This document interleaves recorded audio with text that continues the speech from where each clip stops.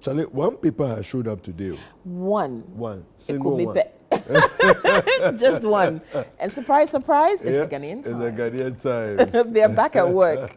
Wow. I'm sure we'll be seeing more of the others from tomorrow onward. But for today, it looks like the Times is the paper that decided to grace our table, right? And pictured on the front page of the Ghanaian Times is President Akufo-Addo. Okay. And, food self-sufficiency is our goal. That's the headline. And Dr. Sing Somboon is the person presenting a gift to the president. It looks like a teapot, yes, and some small teacups. Okay. We'll talk about why she was giving him that gift. Also, the government extends the domestic debt exchange program to January the 16th. I suppose they're still trying to get some consensus around that. Let's seek God's face for socioeconomic development. Clergy speaking. Be thankful to God. Bishop Quartey urges NTC management and staff. And 2 police women have been interdicted for taking a bribe from a driver. Yeah, exactly. Now, on the back page of the Times, we all think, COVID is a thing of the past. It is not. Now, the Ghana Airports Company Limited has outlined measures to prevent the spread of COVID-19. It's been a while since we heard about something like this going on at the airport, but they're still on top of it. They say they're trying to prevent passengers traveling from China into Ghana from spreading the virus in the wake of a hike in COVID-19 cases in the East Asian country. So those arriving at Kotoka from China will have to produce a valid negative COVID test. That's a PCR test. Has to be taken at least 48 hours prior to departure.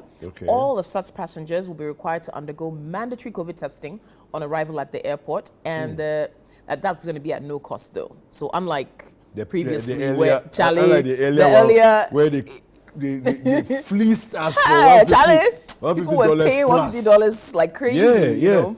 But this one, they say that test will be done at no cost. Now, what I do want to say is that at the time when we were charging people $150 for their tests, other countries were doing the test at no cost. Yes, or low or no cost. Yes, no, I know countries that were doing it at no cost. Yes, and some were charging, but not as much. Some were charging, but it would be like maybe $5 or something. Or 50. And then there was also this thing where there were, in England at least, I know the case for England, all medical staff, nurses, doctors, anybody that works in a hospital setting was required at the height of COVID to do weekly testing, right? And the test kits were free. Do you see what I'm saying? And then guess what? My sister comes into town and she's doing a COVID test at the airport, and they are using exactly the same kit that she was getting as a pharmacist in England. And you were paying $150. And she was paying $150 for it. Meanwhile, she has stacks of it at home that she was giving for free to use on a weekly basis. So they're free there. It's about time. That's all I got to say. Well, should we tell you why the president was receiving a gift on the front page of the Ghanaian Times? Well, he's talking about developing Ghana's self-sufficiency and food security, which is a major challenge facing the country. He said we spend a lot of money importing foodstuffs into Ghana, and it's been going on for too long. He said, I think now is the time that we're going to have to make this systematic effort to be self-sufficient and depend on ourselves for things that we eat. Now, he said this when he received the executive chairman of the Jospong Group of Companies, Dr. Joseph Siara Jipong, and a delegation of investors from Thailand. I remember we saw this yesterday. They're coming to invest in the rice sector. So the honorary consul of Ghana in Thailand, Dr. Sicha Singh Somboon, she's the one who was presenting the gift to him. He received them at a Jubilee House last Friday. It was a 20-man investor delegation. They're in Ghana to cement a Ghana-Thailand rice project. It's going to be spearheaded by the Jospong Group. And they're also exploring other possibilities of investing in Ghana's agricultural sector. Now, the president said he's excited at the partnership and the collaboration between Ghana and Thailand in the rice sector. And he said, countries like yours, Thailand, and others have done it. And if you have done it, others can also follow and emulate your example. I'm excited by the idea of getting into bed with people who are known to have succeeded. So yes, and I don't like it though. There's been a lot of reactions to this. I don't like it. Wait a minute, what about our Ghanaian farmers who are struggling and I don't like can't Jospong support them? Can't we come up with some way? I have absolutely no faith in this decision that's been taken. This maybe initiative that is happening here. I have no faith in it at all. Listen. We are very good at singing a certain tune, but rather meaning and, eventually the outcomes tend to be the other way around. Look at what's going on here. You have Jospon. Yes. A multi-million-dollar organization. Yes. That has the capacity, whatever deals they are doing with Thailand, that's a private business entity. They can do that, right? But how is government involved in all of this? When government has people in Aveime, people in the north, people in Keta who are farming rice, and they are struggling. Millers are not taking they are not taking rice from the fields because the production that they've done and are sitting in their warehouses. And their warehouses are full, and nobody's distributing. It's interesting, Jospon, apparently they established their integrated rice farming project, and they've partnered with this delegation from Thailand to do it. Farming project, apparently. But the thing is, at the end of the day, whether we like it or not, an investor from Thailand is going to repatriate money to Thailand, whether we like it or not. Whether they partner with people here, whether you can sing all the nice songs. At the end of the day, the money is going back to Thailand. They will. Let's stop joking. They will. I mean, seriously. Yeah. It's like we just dance around in circles, say the nice things, it's almost as if it's like we can hoodwink Ghanaians with every day, every move. Some few people will get money and get benefits from the arrangement and the deals, but the rest of the Ghanaians, we can just hoodwink them all the time, and that's it. It's business as usual. I don't understand that.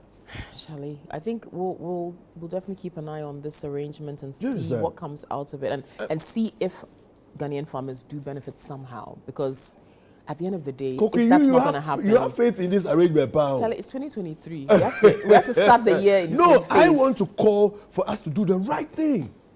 Yeah.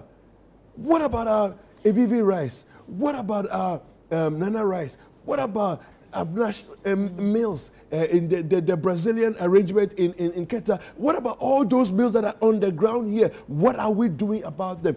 How are we giving them capacity to be able to expand and to be able to make sure that they're able to... okay, what if yes, the Thai investors are also going to help set up mills to help process some of the rice that's already being produced? It's a question. In this whole conversation here, yes, is there any discussion of, number one, stopping imports, mass imports of rice from anywhere, number one. Number two, is there any discussion in this reportage here of let's say 100 farms benefiting from the arrangement? No. Thailand, their investors, they are coming. What are they coming to do? Well, since we don't, this is an article that obviously will just give us some highlights from the meeting. So perhaps the nitty-gritty details will come out later, and we'll learn a bit more about what this partnership actually involves. But I'm sure that people will be keeping a keen watch on that. But okay, here's another interesting one, right? Okay. Now, I know we saw this over the weekend, the whale that washed ashore in Tema. And the FDA said, please do not eat this animal because first of all, you don't even know the conditions under which the animal died. Yes, it's washed ashore, but it's a carcass. Charlie, you saw our people. They were chopping the thing like crazy, and they were like, we're going to make some light soup. Charlie, no, it's not even the light soup part. Which one? It's the part that they are going to do and take it to the market to go and sell. Actually, you're right. And unsuspecting persons will be buying this, not knowing what it is. So the FDA... You are buying, they are using it for shitolu. Then you are going to go in the night, you are going to go and buy. You are enjoying. But they're cautioning the public against the consumption of dead fish. What I don't understand, yes, before we go for sports, what I don't understand, is why on earth Marine Police, Navy, all these other people, district assemblies, all these other people are standing there You say, Okay. they're saying the juicy meat being cut and sliced. On that note, yes. I think that we can. We should go for sports. They are also inside. Why did we waiting for what? I don't even understand. These people, I don't look. We got to do better, man. We got to do better. All right, it's time for sports.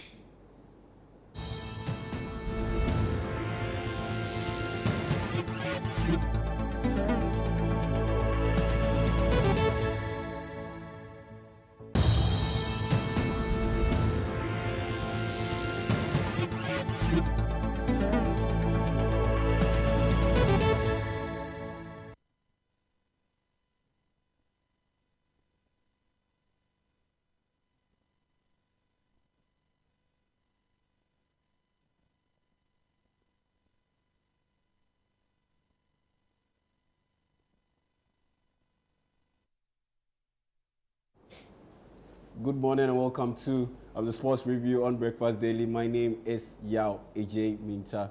Now, good morning, Kokwi. Good morning, Yao. Good morning, Kokwi David. Yeah. You're greeting like a secondary school. Nobody do that.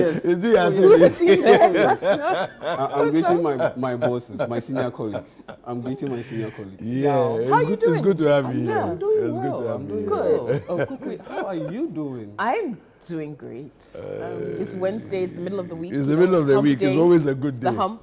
Okay. The hump, I get you. Yes. Arsenal going through that undulating form again. Wow. Oh, what we drew? Yeah. Wow. We didn't lose. Yeah. It was going to be a tough match. We knew. Yeah, and it was very frustrating. I mean, of course, when you can't finish off all the beautiful work, but What's his agenda? his agenda is the same as yours. Please don't act like he's alone his agenda. We drew against My Newcastle. agenda It was a clash between number one and number three. I refuse that. We split the points. We moved. Yeah, We're still on I top do of the not have league. the same agenda. What's your agenda then? I love a winning team. So you love Arsenal? Yes. Okay. Okay. Yes. Thank you Yes. Okay. for that. Now, speaking Yes, of Yao. winning, Accra Hearts of Folk, they are winning off the pitch because their former midfielder of forward, and that's Daniel Efriye Banier. He has signed a deal with Swiss side FC Zurich. Now, the Swiss side announced the deal on Monday evening and said Banier had signed a deal until June 2026, but that came after Hearts of Folk had penned him down to a very short deal to ensure they benefit a little bit from that contract. Now, the financial details were undisclosed by the two sides, but Marinko Jurincic, that's the sporting director of FC Zurich, said Barnier will join the team after the 2022 African Nations Championship in Algeria this month. That is the CHAN, which begins on January 13 in Algeria. And yes, Ghana will be participating in that tournament. That is the Black Galaxies. They represent the local side of Ghana, and they'll compete in that tournament. The tournament specially created for players competing in national leagues on the African continent. So some good news coming in there for Accra Hearts of Folk. Efriye Banier, he got them a lot of money by being part of the Black Stars World Cup team. And now they stand to gain some more money because of this transfer. So some good news for Accra Hearts of Oak. And now moving on to the foreign front now. Cristiano Ronaldo, he was unveiled by Saudi Arabia's side, Al Nasser, last night in front of about 25,000 fans. And Ronaldo, he said he was happy to take up a new challenge after achieving all that he could in European football. Now, Ronaldo, believe this, is expected to take a whopping salary of £160 million a year. Now, you convert that to dollars, that's about $200 million a year. Now, that we are talking money. Why just So I just love the press conference. He was like, I've won everything in Europe. All the lie. It's All time the to... lie. But he has. He has. But the thing is, No, yeah. In Europe, Let me he's ask won you a question. everything. Let me ask you a question. He's 200 million US dollars Yeah. a year. If he does 3 years, that's 600 million. Yeah. If he does 5 years, that's $1 billion. Yeah. It's reported to be two and a half years. Okay, but of course, there's a possibility of renewal. It just Sure just thing. depends. I mean, those clubs and those leagues are nowhere near the strenuous, experiences people have in Europe. Do you understand? He can continue playing till he's 45. The kind of training that he does and the kind of conditioning he's in. He can continue training till he's 40. He can still play till he's 45. It won't be as stressful. Easily. This guy can easily cream off $1 billion. Oh, easy. Do you understand? Easy. Then his endorsements,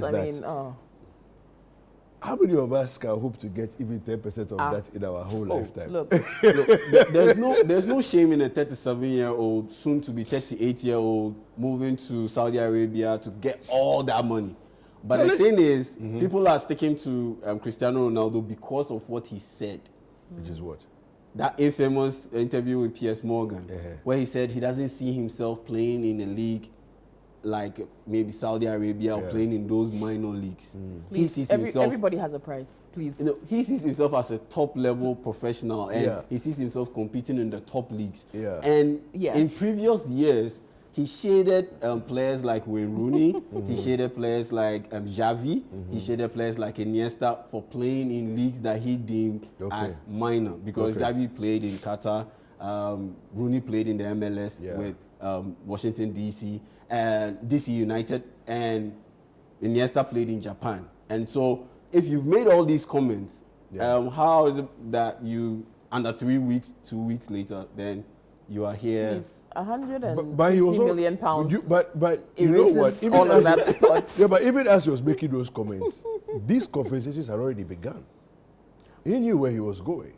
But you know he what? was doing for feed, for fodder, for everybody to chew on. What about these additional clauses where they want him to be an ambassador for their World Cup bid? Yeah. And is it true that he could have the option of going to Newcastle if they get into Champions League? Well, there's that possibility. There were results or reports of that possibility, but ESPN, as at the time I was coming in, stated that there's no such thing as a possible clause for him to get back to Europe in case Newcastle qualifies to the Champions League, because both teams are owned by Saudi connections. The same family, and so. Yes, there was that possibility, but according to ESPN, there's no such thing as a get-out clause, Champions League get-out clause for Cristiano Ronaldo. But it was something that trended. It trended the whole of last night, and they are reaping the benefits already, because their Twitter following rose from 500,000 followers to 3.7 million. Thank you. That's the Ronaldo effect. That's Ronaldo for you. 3.7 million. And so, look, he's worth every penny, please. Let's not even. He is. Every penny. And that is aside the jersey sales. That is aside all the stuff that come with it, the financial details and the benefits that you are likely to get from having a guy like Cristiano Ronaldo. They'll make it back many times excess of that money. Sure thing. And he could make his debut on Thursday in the Saudi Pro League against Al Shabab on Saturday. And even yesterday, after his introduction, he did a little shake up, and you should have seen the crowd. They were just going bonkers for Cristiano Ronaldo. Now, moving on to the English Premier League, everyone's favorite league in the world. Arsenal and Newcastle, they drew goalless at the Emirates on Tuesday night. Newcastle frustrated Arsenal all night with their defensive solidity, and they left the Gunners with only a point to show for their efforts. Yes, indeed. Arsenal created a whole lot of chances, but they couldn't breach the Newcastle back line. Newcastle was very resolute, and I must admit, yes, they showed a lot of tactical discipline, keeping Arsenal at bay. And I must say, it was quite a frustrating night for Arsenal, but you have to commend Newcastle. They played a good game plan, and they didn't have any player acting out of sorts to commit, let's say, an unnecessary foul or penalty. Oh, speaking of penalty, was that a penalty? Yes. That handball incident. It was a penalty? Yes. Now, you see, I was just going to say, fine, you can give them all the plaudits and everything that you want to do. You can decide not to give Arsenal credit for also playing a good match. You can decide to do that, yeah, it's fine. It's very But strange how he describes it. Like, I mean, Arsenal were frustrated all I mean, night what's all kind of this? thing. What you your talking agenda. about? You should, It's have your seen agenda. you should have seen Arteta's reaction after that penalty all got turned down. Yeah, I mean, obviously, wouldn't you be upset as a coach? Frustration getting to him. But I was going to say, I was actually going to be very magnanimous and say that I'm very impressed with how Eddie Howe has handled this Newcastle team, because you can get an influx of cash, but it can amount to nothing, right? But I think he's done really well so far. He's using the Saudi cash very well. Oh yeah, he's doing very well. He's doing well. I'll give him that. Well. Yeah, he's doing very well. I expected Arteta to switch that inverted winger thing, keep Bukayo Saka on the left, play Gabriel Martinelli on the right. See how obsessed he is with Arsenal. Just be a little bit direct. And moving on to other news, Manchester United, they beat Bournemouth 3-0 at Old Trafford with goals from Casemiro, Luke Shaw, and Marcus Rashford. And now Man United are tied on 35 points with Newcastle. And later tonight, we have games coming in at 7:30, Southampton versus Nottingham Forest, and Leeds United and West Ham United. At 8 p.m., there is Aston Villa and Wolverhampton Wanderers. And also at 8 p.m., there's Crystal Palace and Tottenham Hotspur. And that will be it for the sports review on Breakfast Daily. My name is Yao Ejimita. All right. Goodbye, David. Thank you. Goodbye, y'all. See you later then. Thank you very much.